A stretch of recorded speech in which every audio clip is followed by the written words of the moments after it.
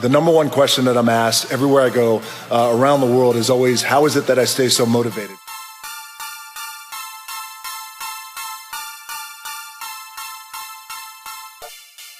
Number one will be gratitude. I try and find a way to be grateful for every single thing I have every single day. We all average probably about 5 hours of sleep. It's 4:45 a.m. It's still dark outside. Look at that. The lights just went out, and I'm getting ready to kill this AM cardio. You can't even see me, but it's going to be so good. It's bad.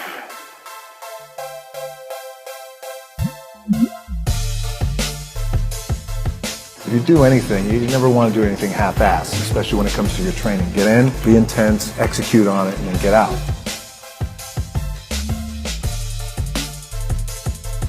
For a lot of guys out there, and I was certainly one of those guys, in my 20s, I thought I had all the answers, didn't know shit. By the way, in my 30s, I'm still trying to find myself, as a lot of guys are out there. Hopefully when you hit your 40s, you're hitting a nice stride. If I'm gonna do it, I need to do this job right. I need to stay focused on it. I need to give the best effort I possibly can. I'm out working all my competition. All right, Saturday afternoon, empty gym, the way we like it. It's leg day, which means it's gonna be sweaty, painful, and fun.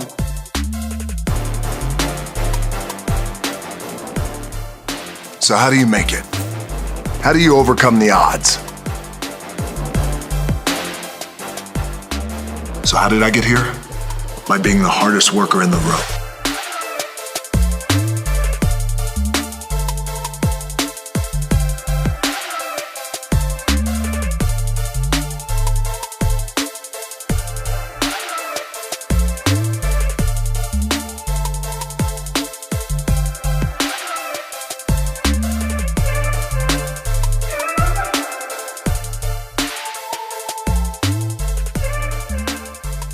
All of us in life have things we want. We don't get what we want. We get what we have to have.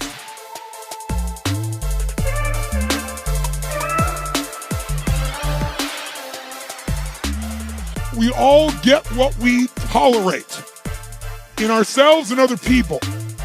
But when you're no longer willing to tolerate something, that's when your life changes. Everyone in the world has a list of things they think they should do. I should lose weight. I should work out. I should spend more time with my kids. I should work harder. I should make more calls. I should. And then you know what? People don't do their shoulds and they get mad at themselves. They beat themselves up about it. What changes people is when your should becomes a must. When suddenly the thing you said should happen has to happen. That's when human beings change. It's like if you want to take the island and you're the head of the army and you want to take the island, the most powerful way to take the island is burn the boats. Because if there's no way to go back, it's amazing what happens when it's a must to do something versus a should. That's what makes human beings succeed.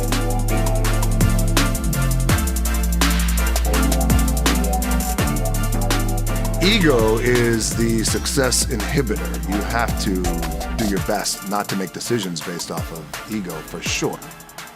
Success and failure are generally slow processes. Either slowly building things up or gradually tearing them down. And that's why I say you've got to pay attention. You have to watch. You have to watch every single second. Because those seconds, they turn into minutes. And minutes turn into hours, and hours turn into days, and days turn into years.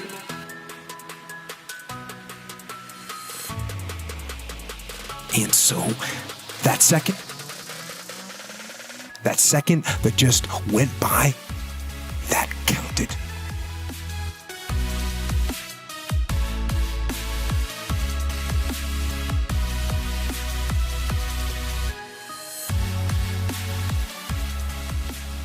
But But one thing that a lot of people don't know that I want to share with you guys is when I was 22 years old, I came to this city for the first time. I was playing in the Canadian Football League, playing my first pro football game. I was playing for the Calgary Stampeders. We were playing the BC Lions. I was so excited. 2 days later, I got cut.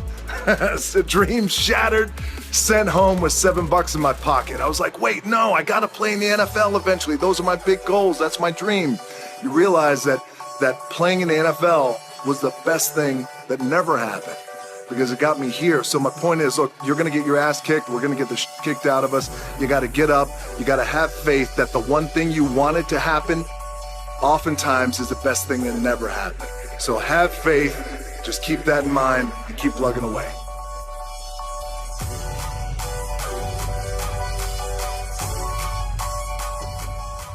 So somebody just asked me a cool question, said, DJ, you're on top. Where could you possibly go from here? And you always talk about outworking your competition. Who's your competition? It's a great question. I'm fortunate enough to be on top, but anytime you reach the top, you always want to make sure that you have the desire to raise the bar and take the brass ring to places it's never been. That's the key with being on top. Just because it's never been done doesn't mean it can't be done. And in terms of competition, great question. Everyone's my competition, but a fundamental key that I've learned over the years is, and I'll share it with you, my number one competition is me. It's always you versus you. You got to be the one to get up every morning, be disciplined, put in the consistent daily hard work because that gains success. No coach, no trainer, no mentor, no boss can do it. You versus you.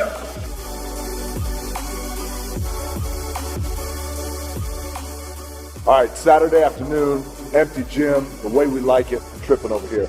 It's leg day, which means it's gonna be sweaty, painful, and fun. This idea and this notion that you can be anything you want, and you can accomplish anything you want, right? We hear that. You've heard that from the time you were little boys. You're already incredibly accomplished. You can win an NBA championship, MVP of the league. You could become president. You could become governor, Charles, and you could do Shaq. You could do that. You could do whatever you want to do. You guys know that. The thing that has worked for me is to remember the hard times.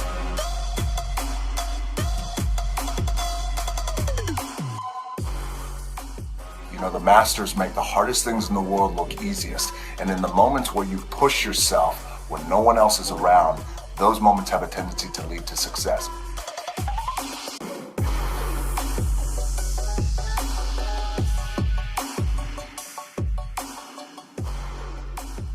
Our most powerful and most important is when we just embrace who we are. It's just believing in yourself and embracing who you were born to be.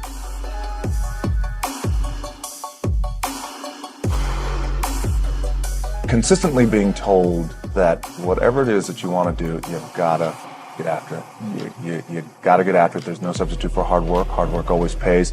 You know, those type of mantras over time. And those are your examples of you know what it's like to get beat down, what it's like to get just in terms of the struggle, what it's like to be evicted out of your apartment, what it's like to have your car repossessed, and watch your parents go through that is I think is defining as a kid.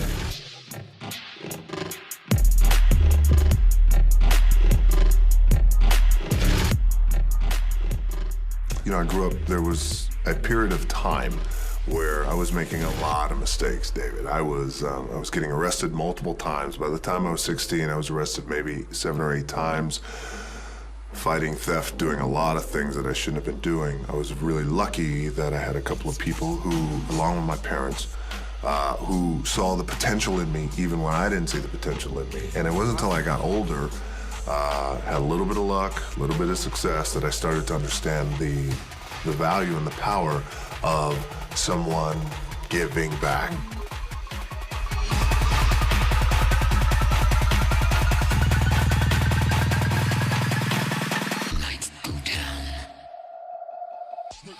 Persistence and hard work. I knew one day it was going to happen. When I made up my mind to get involved in the business that I have a passion for, that I grew up in, I knew that there's going to be a time where the success will come, and that's through hard work and consistency. It's you know, the same old story, things like that. So it's surprising to a degree, but I was well aware that it was going to happen.